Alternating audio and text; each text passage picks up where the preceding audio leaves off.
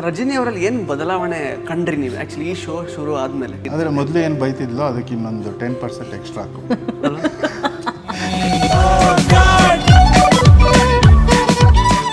ಅಂದರೆ ಇಲ್ಲಿ ತನಕ ಗೊತ್ತಿಲ್ಲದಿರೋ ವಿಷಯ ಏನಾದರೂ ನಿಮಗೆ ಈ ಶೋಗೆ ಬಂದ್ಮೇಲೆ ಗೊತ್ತಾಯ್ತಾ ರಜನಿ ಅವ್ರ ಬಗ್ಗೆ? ನಿಮ್ಗೆ ಸಿಲ್ಲಿ ಅನ್ಸಲ್ವ ಈ ಕ್ವಶನ್ ಕೇಳಕ್ಕೆ? ನಾವು 7 ವರ್ಷದಲ್ಲಿ ಜೊತೆಲಿದ್ದು ಮದುವೆ ಆಗಿದ್ದೀವಿ. ಆ ಥರ ಎಲ್ಲ ನಮ್ಮ ವ್ಯೂವರ್ಸ್ಗೆ ಗೊತ್ತಾಗೋಗಿದೆ. ಅಂದರೆ ಬಾಡಿ ಮೂವ್ ಆಗಲ್ಲ ಡ್ಯಾನ್ಸ್ ಮಾಡೋಕ್ಕೆ. ಅದು ನೋಡಿದ್ವಲ್ಲ ಈಗ ರೀಲ್ಸ್ ಎಲ್ಲ ಮಾಡಿದ್ವಿ. ಸೊ ಆ ಸ್ಟಿಫ್ನೆಸ್ ಎಲ್ಲ ಇರ್ತಿತ್ತು, ಅದನ್ನ ಕರೆಕ್ಟ್ ಮಾಡ್ತಿದ್ದಾಳೆ. ಅಲ್ಲ ಈಗ ಮಮ್ಮಿ ಮಮ್ಮಿ ಅನ್ಕೊಂಡು ಆ್ಯಕ್ಚುಲಿ ನೀವು 7 ವರ್ಷ ಅಂದರೆ ನಮ್ಗೇನು ಜನಗಳಿಗೆ ಒಂದು ಪಿಕ್ಚರ್ ಕೊಟ್ಟಿದ್ರಲ್ಲ ರೀಲ್ಸ್ ಮಾಡಿಕೊಂಡು ಅದೇ ಮಮ್ಮಿ ಜೋಡಿ ಆಗಿದ್ದು ಅಂತ. ಸೊ ರಜನಿ ರಿಯಲ್ ಮಮ್ಮಿ ಯಾವಾಗ ಆಗ್ತೀರ? ಇಲ್ಲಿ ನೋಡಿ, ಇಷ್ಟು ದೊಡ್ಡ ಮಗು ಇದೆ. ಇಷ್ಟು ದೊಡ್ಡ ಮಗು ಏನಕ್ಕೆ?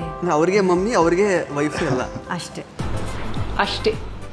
ನಮಸ್ಕಾರ ಸ್ನೇಹಿತರೆ, ವಿಶ್ವವಾಣಿ ಟಿವಿ ಸ್ಪೆಷಲ್ನ ಈ ಒಂದು ವಿಶೇಷ ಕಿರುತೆರೆ ಸೆಗ್ಮೆಂಟಿಗೆ ಸ್ವಾಗತ. ನಾನು ಸುಜಯ್ ರಾಜ್. ಸ್ನೇಹಿತರೆ, ಜೀ ಕನ್ನಡ ವಾಹಿನಿಯಲ್ಲಿ ಪ್ರಸಾರವಾಗ್ತಾ ಇರುವಂತಹ ಜೋಡಿ ನಂಬರ್ 1 ಶೋನ ಫಿಟ್ ಜೋಡಿ ನಮ್ಮ ಜೊತೆಗಿದ್ದಾರೆ. ಸೊ ಫಿಟ್ ಅಂದ ತಕ್ಷಣ ನಿಮಗೆ ಡೆಫಿನೆಟ್ಲಿ ಗೊತ್ತಾಗಿರುತ್ತೆ. ನಮ್ಮ ಜೊತೆಗಿರುವಂಥದ್ದು ರಜನಿ ಮತ್ತು ಅರುಣ್ ಜೋಡಿ.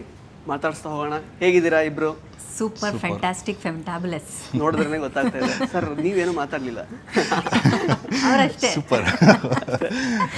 ಮತ್ತು ಈ ಜರ್ನಿ ಹೇಗೆ ಅನ್ನಿಸ್ತಾ ಇದೆ ನಿಮಗಂತೂ? ಡೆಫಿನೆಟ್ಲಿ ಫಸ್ಟಿಂದ ಕ್ಯಾಮ್ರಾ ಫೇಸ್ ಮಾಡಿ ತುಂಬ ಅಭ್ಯಾಸ ಆಗಿರುತ್ತೆ. ಬಟ್ ಅವರನ್ನು ಬರೀ ನಿಮ್ಮ ಕ್ಯಾಮ್ರಾದಲ್ಲಿ ಮಾತ್ರ ಸೆರೆ ಹಿಡಿತಾ ಇದ್ರಿ, ರೀಲ್ಸಲ್ಲಿ ತೋರಿಸ್ತಾ ಇದ್ರಿ. ಸರ್ ನೀವು ಹೇಳಬೇಕು ಆ್ಯಕ್ಚುಲಿ ಕ್ಯಾಮ್ರಾ ಮುಂದೆ ಅವ್ರ ಜೊತೆಗೆ ವರ್ಕ್ ಮಾಡ್ತಾ ಇರೋ ಒಂದು ಎಕ್ಸ್ಪೀರಿಯನ್ಸು ಮತ್ತು ಜನಗಳಿಗೂ ಎಂಟರ್ಟೈನ್ಮೆಂಟ್ ಕೊಡ್ತಾ ಇದ್ದೀರಿ. ಹೇಗೆ ಅನ್ನಿಸ್ತಾ ಇದೆ ನಿಮಗೆ? ಒಂಥರ ಹೊಸ ಎಕ್ಸ್ಪೀರಿಯನ್ಸ್ ಅನಿಸ್ತಾ ಇದೆ ಬೇಸಿಕ್ಲಿ. ಅಂದರೆ ನಂದು ಯಾವಾಗಲೂ ಇನ್ನೊಂದೇನಿದೆಯೋ ವರ್ಕೌಟು ಮೀಲ್ಸು ಅದರಲ್ಲೇ ಕಳೆದು ಹೋಗ್ತಿತ್ತು. ಈಗ ಜೋಡಿ 1 ಬಂದಾಗಿಂದ ದಿನ ವಾರ ಎಲ್ಲ ಬೇರೆ ಬೇರೆ ಇರುತ್ತೆ. ಅಂದರೆ ಈ ವಾರನೇ ಬೇರೆ ಕಾನ್ಸೆಪ್ಟ್ ಇರುತ್ತೆ, ಹೊಸ ಹೊಸ ಕಾನ್ಸೆಪ್ಟ್ ಮಾಡ್ತಾ ಹೋಗ್ತೀವಿ. ಅದರಲ್ಲಿ ನಾವು ನಮಗೆ ಗೊತ್ತಿಲ್ಲದೆ ಇರೋವಂಥದ್ದನ್ನ ತುಂಬ ಎಕ್ಸ್ಪ್ಲೋರ್ ಮಾಡ್ತಿದ್ದೀವಿ ಅಂತ ಅನಿಸುತ್ತೆ ಒಂದು. ಮತ್ತು ತುಂಬ ಸುಸ್ತಾಗುತ್ತೆ. ಹೌದಾ? ಜಿಮ್ ಕಮ್ಮಿ ಮಾಡಿದ್ದಕ್ಕಿಂತ ಜಾಸ್ತಿ ಸುಸ್ತಾಗುತ್ತಾ? ಜಿಮ್ ನಾನು ಬೇಕಾದರೆ ಮೀಲ್ಸ್ ಕೊಟ್ಬಿಟ್ಟು ರೆಸ್ಟಿಂಗ್ ಜಾಗ ಕೊಟ್ಟರೆ ಬೆಳಗ್ಗೆಯಿಂದ ರಾತ್ರಿವರೆಗೂ ಜಿಮ್ ಮಾಡ್ತೀರಾ? ನಂದು ಈಗಲೇ ಬೇಸಿಕ್ಲಿ ಎಷ್ಟೊಂದು 6 hours ಇರುತ್ತೆ ನನ್ನ ವರ್ಕೌಟ್. ದಿನದಲ್ಲಿ 6 hours ಇರುತ್ತೆ. ಕೂತ್ಕೊಳ್ಳೋದೇ ಒಂದು ಟಾಸ್ಕು. ಆ್ಯಕ್ಚುಲಿ ನನಗೆ ಗೊತ್ತಿರಲಿಲ್ಲ ರಿಯಾಲಿಟಿ ಶೋಸ್ ಎಲ್ಲ ಅಂದರೆ ಡೇ ನೈಟ್ಗೆ ಪಾಸ್ ಆಗುತ್ತೆ ಅಂತ. ಫಸ್ಟ್ ದಿನ ಅನಿಸುತ್ತೆ 4:30 ಅನಿಸುತ್ತೆ ಬುಕ್ಸ್ದಾಗ, ಬೆಳಗ್ಗೆ 4:30. ಯಾವಾಗಲೂ ಹಿಂಗೆ ಇರುತ್ತಾ? ನಾನು ಹಿಂಗೆ ಕೂತ್ಕೋಬೇಕಾ? ಸುಸ್ತಾಗ್ಬಿಟ್ಟಿದ್ದ. ಹಿಂಗೆ ಇರುತ್ತಾ? ಪ್ರತಿ ವಾರ ಹಿಂಗೆ ಇರುತ್ತಾ ಮಮ್ಮಿ ಅಂತ.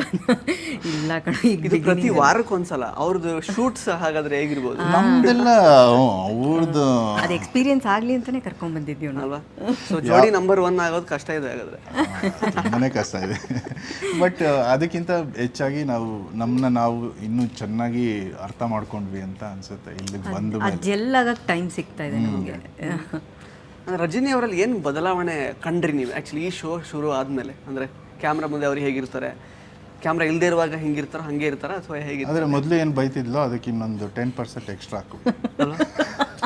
ಅದು ಟಾಸ್ಕ್ ಟೈಮಲ್ಲಂತೂ ಬೈಯೋದು ನೋಡಿದ್ರೆ ಅವರು ತುಂಬ ಬೈತಾಳೆ. ಅಂದರೆ ಅದು ಬೈತಾಳೆ ಅನ್ನೋದಕ್ಕಿಂತ ನನ್ನ ಕರೆಕ್ಟ್ ಮಾಡ್ತಾಳೆ. ನಾನು ಇಷ್ಟು ದಿನ ಏನು ಅನ್ಕೊಂಡು ಹಂಗೆ ಹೇಳಬೇಕು ಅಂತ ಹೇಳ್ಕೊಟ್ಟಿದ್ದಾರೆ. ಇಷ್ಟು ದಿನ ಏನನ್ಸ್ತಿತ್ತು ಅಂದರೆ ನಾನು ಮಾಡಿದ್ದೆ ಸರಿ. ಅಂದರೆ ಹೆಂಗೆ ಅಂದರೆ ನಾನು ಹೋಗಿದ್ದೆ ದಾರಿ ನಂದೇ ಸರಿ ನಂಗೆ ಇದರಲ್ಲಿ. ಅವನು ಯಾವಾಗಲೂ ಅದೇ ಡೈಲಾಗ್ ಹೇಳೋದು, ಇದು ಹಿಂಗಲ್ಲ ಕಣೋ, ಇದು ಹಿಂಗೆ ಅಂತಂದರೆ ಆನೆ ನಡೆದಿದ್ದೆ ದಾರಿ. ಅವಳು ಅದಕ್ಕೆ ಆನೆಗೆ ಹಿಂದೆಗಡೆಯಿಂದ ಬಾರಿಸ್ತೀನಿ. ರಜನಿ ತೋರಿಸಿದ್ದೆ ದಾರಿ. ಆಮೇಲೆ ಎಕ್ಸ್ಪ್ಲೇನ್ ಮಾಡ್ತಾಳೆ, ಅವಳು ಎಕ್ಸ್ಪ್ಲೇನ್ ಮಾಡ್ತಾಳೆ, ಓಕೆ ನೀನು ಅಂತಿರೋದು ಇದು ಇರಬೇಕಿದು ಅಂತ. ಬಟ್ ನಂದು ಒಪಿನಿಯನ್ ತಗೋತಾಳೆ. ಆವಾಗ ಅದು ಇಷ್ಟ ಆಗುತ್ತೆ. ಅಂದರೆ ಇದು ಬೈಯೋದಕ್ಕಿಂತ ನಾನು ತಪ್ಪು ಮಾಡ್ತಿರೋದನ್ನ ಸರಿ ಮಾಡ್ತಾಳೆ. ನಾನು ಸರಿ ಇದ್ದರೆ ಅವಳು ಅಗ್ರಿ ಮಾಡ್ಕೋತಾಳೆ, ಓಕೆ ನೀನು ಹೇಳಿದ್ದೆ ಸರಿ, ಅದು ನಡೆಯುತ್ತೆ. ಸೊ ಈಗ ಒಂಥರ ಚೆನ್ನಾಗಿದೆ. ಅದು ಅಭ್ಯಾಸ ಆಗ್ಬಿಟ್ಟಿದೆ. ಈಗ ಬೈಲಿಲ್ಲ ಅಂದರೆ ಬೇಜಾರಾಗುತ್ತೆ. ಈಗ ಮದುವೆ ಆಗಿ ಜಸ್ಟ್ 6 ತಿಂಗಳಾಗಿದ್ದಷ್ಟೇ, ಲಿಟ್ರಲಿ ಹನಿಮೂನ್ ಪೀರಿಯಡ್ ಇದು. ಬಟ್ ಆದ್ರೆ ಶೋಕ್ ತಂದು ಹಾಕಿದ್ದಾರೆ ಇಬ್ರು. ಸೊ ಅಂದ್ರೆ ಈ ಡಿಸಿಷನ್ ತಗೊಂಡಿದ್ದು ನೀವು ರಿಗ್ರೆಟ್ ಮಾಡ್ತೀರಾ, ಇಲ್ಲ ಸ್ವಲ್ಪ ಟೈಮ್ ತಗೊಂಡು ಆರಾಮಾಗಿ ಸ್ವಲ್ಪ ಜಾಲಿಯಾಗಿ ಟ್ರಿಪ್ ಎಲ್ಲ ಮಾಡಿ ಆಮೇಲೆ ಇದಕ್ಕೆ ಬರಬೇಕಿತ್ತು ಅಂತ ಅನ್ಸಿದೆ? ಇಲ್ಲಪ್ಪ, ಅದೆಲ್ಲ ಜೀವನ ಪೂರ್ತಿ ಮಾಡೋದಿದ್ದೇ ಇರುತ್ತೆ. ಅದು ನಮ್ಗೇನು ನಮ್ಗೆ ರಿಗ್ರೆಷನ್ನೇ ಇಲ್ಲ ಅದ್ರ ಬಗ್ಗೆ. ರಿಗ್ರೆಟ್ ಮಾಡ್ಕೊಳ್ಳೋಕ್ಕಿಂತ ಇಲ್ಲಿ ಟೈಮ್ ಸಿಗ್ತಿದೆ ಬೇಸಿಕ್ಲಿ. ಅಂದರೆ ಮಮ್ಮಿ ತುಂಬ ಬ್ಯುಸಿ ಇರೋದ್ರಿಂದ ಶೂಟಿಂಗಲ್ಲಿ ಟೈಮೇ ಸಿಗಲ್ಲ. ನಾನು ಅದೇ ಹೇಳ್ತಾ ಇರ್ತೀನಿ, ಜೋಡಿ ನಂಬರ್ 1 ಶೋಗೆ ಆದಾಗ ಮಾತ್ರ ನಾವು ಸಿಗೋಕ್ಕಾಗ್ತಾ ಇದೆ. ಇಲ್ಲಾಂದರೆ ನಾನು ಬೆಳಗ್ಗೆ ಹೋದರೆ ರಾತ್ರಿ 10:30 ಆಗುತ್ತೆ, ಅವ್ನು ಸ್ಲೀಪಿಂಗ್ ಟೈಮ್, ಅವ್ನು ಮಲಗಿಬಿಟ್ಟಿರ್ತಾನೆ. ಬೆಳಗ್ಗೆ ನಾನು 5 ಗಂಟೆಗೆ ಎದ್ದು ನಾನು ರೈಟು, ಸಿಗೋಕ್ಕೆ ಆಗಲ್ಲ, ನಾವು ನಮ್ಮಿಬ್ರಿಗೆ ಟೈಮೇ ಸಿಕ್ಕಲ್ಲ. ಸೊ ಹಾಗಾಗಿ ನಾನು ಹೇಳ್ತಾ ಇರ್ತೀನಿ, ಇಲ್ಲಿ ಸಿಕ್ಬಿಟ್ಟು ಶೂಟ್ ಎಲ್ಲ ಪ್ಯಾಕಪ್ ಆದಮೇಲೆ ಸಿಗೋಣ ಕಣೋ ಮತ್ತೆ ಜೋಡಿ ನಂಬರ್ 1 ಶೂಟಲ್ಲಿ ಬಾಯ್ ಅಂತ ಹೇಳ್ಬಿಟ್ಟು. ತುಂಬ ಡೇಯಿಂದ ಬೆಳಗ್ಗೆಯಿಂದ ರಾತ್ರಿವರೆಗೂ ಸಿಗುವಂಥದ್ದು ಇಲ್ಲೇ ಇವಾಗ. ಫಿಸಿಕಲಿ ನೀವಿಬ್ರು ಎಷ್ಟು ಫಿಟ್ ಇದ್ದೀರ ಅಂತ ಎಲ್ರಿಗೂ ಗೊತ್ತು. ಸೊ ಇಲ್ಲಿ ಆಗ್ತಾ ಇರೋವಂಥದ್ದು ತುಂಬ ಎಮೋಷನಲ್ ಒಂಥರ ಎಕ್ಸಸೈಸ್ ಈ ಒಂದು ಶೋ ಅಲ್ಲಿ. ಅಂದರೆ ಇಲ್ಲಿ ತನಕ ಗೊತ್ತಿಲ್ಲದಿರೋ ವಿಷಯ ಏನಾದರೂ ನಿಮಗೆ ಈ ಶೋಗೆ ಬಂದ್ಮೇಲೆ ಗೊತ್ತಾಯ್ತಾ ರಜನಿ ಅವ್ರ ಬಗ್ಗೆ? ಸಿಲ್ಲಿ ಅನ್ಸಲ್ವಾ ನಿಮಗೆ ಸುಜಯ್? ಒಂದು ನಿಮಿಷ ಇರು ಸುಜಯ್, ನಿಮಗೆ ಸಿಲ್ಲಿ ಅನ್ಸಲ್ವಾ ಈ ಕ್ವಶನ್ ಕೇಳಕ್ಕೆ? ನಾವು 7 ವರ್ಷದಲ್ಲಿ ಜೊತೆಲಿದ್ದು ಮದುವೆ ಆಗಿದ್ದೀವಿ. ಆ ಥರ ನಮ್ಮ ವ್ಯೂವರ್ಸ್ಗೆ ಗೊತ್ತಾಗೋಗಿದೆ ಅಲ್ಲ ನೀವಿಬ್ರು ಹೆಂಗೆ ಅಂತ, ಹಂಗಂತೀರಾ? ಕೆಲವ್ರಿಗೆ ಏನು ಗೊತ್ತಾ, ಓ ಇವರು ಹಂಗಿಲ್ಲ, ಇಲ್ಲಿ ಸುಮ್ಮನೆ ಕ್ಯಾಮ್ರಾ ಮುಂದೆ ಹಿಂಗೆ ಮಾಡ್ತೀವಿ. ನೋ ವೇಸ್, ನಮ್ಮ ಏನಿದೆ ಅದಷ್ಟೇ ಏನು ಎಪಿಸೋಡ್ಸಲ್ಲಿ ಕಾಣಿಸ್ತಾ ಇರೋದು. ಅದು ಬಿಟ್ಟು ಏನು ಹೊಸ ಡ್ರಾಮಾ ಏನೂ ಇಲ್ಲ ಅಲ್ಲಿ. ರಿಯಾಲಿಟಿ ಶೋ ಅಂತ ಬಂದಾಗ ನಮಗೆ ಆ್ಯಕ್ಚುಲಿ ನಾವು ಬೇರೆಯವ್ರದ್ದು ಗೊತ್ತಿಲ್ಲ, ನಾವಂತೂ ರಿಯಲಾಗಿ ಬರ್ತಾಯಿದ್ದೀವಪ್ಪ, ನಮ್ದು ಇಷ್ಟೇ ಇದೆ ಹಿಂಗಿದೆ ಅಂತ. ಅದಕ್ಕಿಂತ ಎಕ್ಸ್ಟ್ರಾ ನಾವು ಇನ್ನೇನು ತರೋಕ್ಕೆ ನಮಗೆ ಗೊತ್ತಿಲ್ಲ. ಅದು ಬೇಸಿಕ್ಲಿ ಸಪೋರ್ಟ್ ಮಾಡ್ತಿದ್ರು, ಅದಕ್ಕಿಂತ ಜಾಸ್ತಿ ಸಪೋರ್ಟ್ ಮಾಡ್ತಿದ್ದಾಳೆ ಅಂತ ಅನಿಸುತ್ತೆ. ಅಂದರೆ 100% ಇತ್ತು, ಈಗ 150 ಇದೆ ಅನಿಸುತ್ತೆ. ಯಾಕಂದರೆ ನಾನು ತುಂಬ ಇದರಲ್ಲಿ 0, ಅಂದರೆ ಬಾಡಿ ಮೂವ್ ಆಗಲ್ಲ ಡ್ಯಾನ್ಸ್ ಮಾಡೋಕ್ಕೆ. ನೋಡಿದ್ವಲ್ಲ ಈಗ ರೀಲ್ಸ್ ಎಲ್ಲ ಮಾಡಿದ್ವಿ, ಡ್ಯಾನ್ಸ್ ಮಾಡು ಅಂದರೆ ಫೈಟ್ ಮಾಡ್ತಾನೆ. ಸೊ ಆ ಸ್ಟಿಫ್ನೆಸ್ ಎಲ್ಲ ಇರ್ತಿತ್ತು, ಅದನ್ನು ಕರೆಕ್ಟ್ ಮಾಡ್ತಿದ್ದಾಳೆ.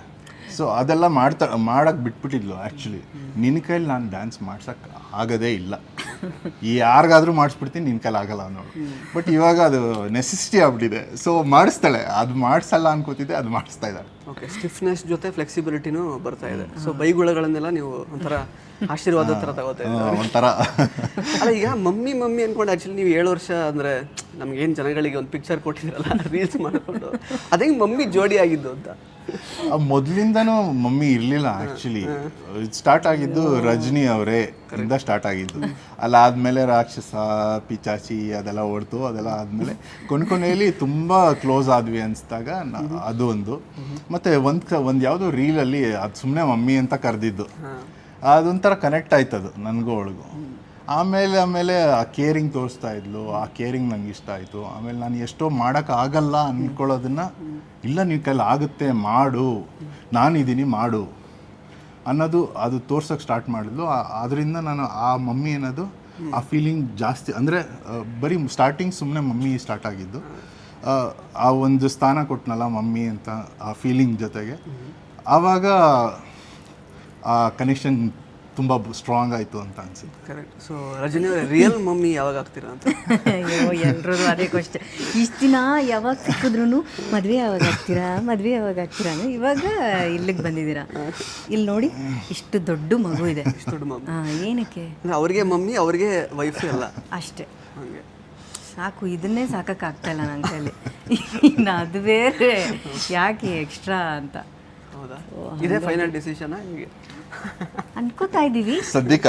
ಅದೇ ಫೈನಲ್ ಡಿಸಿಷನ್. ಯಾವುದು ಏನು ಅನ್ಕೊಂಡಾಗಿಲ್ಲ ಇಲ್ಲಿವರೆಗೂ, ಅದೂ ಗೊತ್ತಿಲ್ಲ ಏನಾಗುತ್ತೆ.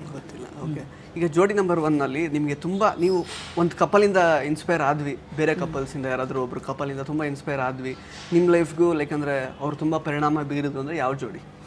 ರಜನಿ ಅರುಣ್ ಗೌಡ.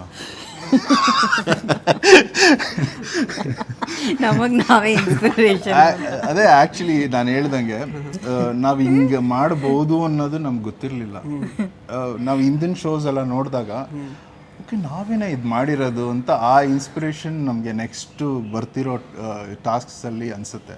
ಸೊ ನಾವು ನಮ್ಮನ್ನೇ ಏನು ಕರೆಕ್ಟ್ ಮಾಡಬೇಕು ಅಂದ್ಕೊಳ್ಳೋದು, ಅಂದರೆ ಬೇರೆಯವ್ರನ್ನ ನೋಡಿ ನಾವು ಕಲ್ತ್ಕೊಳ್ಳೋದು ಇನ್ಸ್ಪೈರ್ ಆಗೋದಕ್ಕಿಂತ ನಮ್ಮನ್ನ ನಾವು ಹಳೇದು ನೋಡ್ಬಿಟ್ಟು ಈಗ ನೋಡಿ ಏನು ಒಬ್ಬರು ಲೈಫ್ ಇರೋ ಥರ ಇನ್ನೊಬ್ರು ಲೈಫ್ ಇರಲ್ಲ. ಸೊ ನಮ್ಮ ಲೈಫ್ ಜರ್ನಿನೇ ಬೇರೆ, ಅವ್ರ ಲೈಫ್ ಜರ್ನಿನೇ ಬೇರೆ.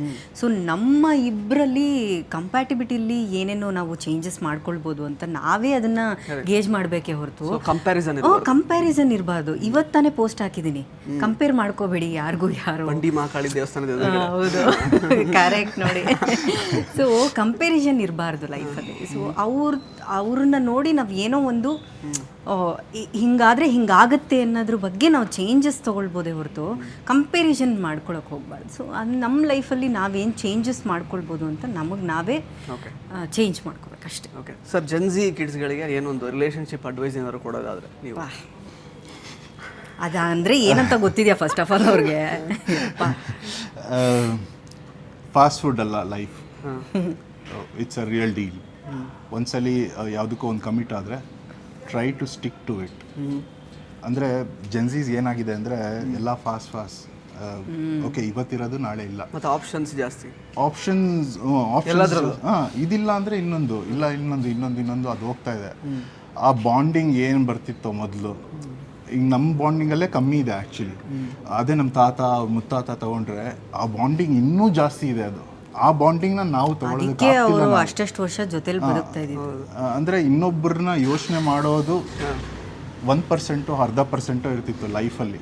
ಈಗ ಹೆಂಗಾಗಿದೆ ಅಂದರೆ 150% ಇನ್ನೊಬ್ರು ಇದ್ದಾರೆ ಅನ್ನೋದು ಅದು ಆಗ್ತಿದೆ. ಅದು ಆಗಬಾರ್ದು. ಅದು ಒಬ್ಬರು ಅಂತ ತೊಗೊಂಡ್ಮೇಲೆ ಸ್ಟ್ಯಾಂಡ್ ತೊಗೊಂಡ್ಮೇಲೆ stick to that. Okay, try not to change that person. ಆವಾಗ ನಿಮ್ಮ ರಿಲೇಷನ್ಶಿಪ್ ವರ್ಕ್ ಆಗುತ್ತೆ. ಓಕೆ, ಸೊ ಜೋಡಿ ನಂಬರ್ ಶೋ ವಿನ್ ಆಗುವಂತಹ ಲಕ್ಷಣ ಈಗ ನಿಮ್ಮಲ್ಲಿ ಎಷ್ಟಿದೆ, ಮತ್ತು ಇನ್ನೂ ಏನೆಲ್ಲ ಇಂಪ್ರೂವ್ಮೆಂಟ್ಸ್ ಆಗ್ಬೋದು, ಅಥವಾ ವಿನ್ ನಾವೇ ಆಗ್ತೀವಿ ಅನ್ನೋ ಥರ ಕಾನ್ಫಿಡೆನ್ಸ್ ಈಗಲೇ ಇದೆಯಾ ನಿಮಗೆ? ಹೇಗೆ? ನನಗಂತೂ ಇದೆ.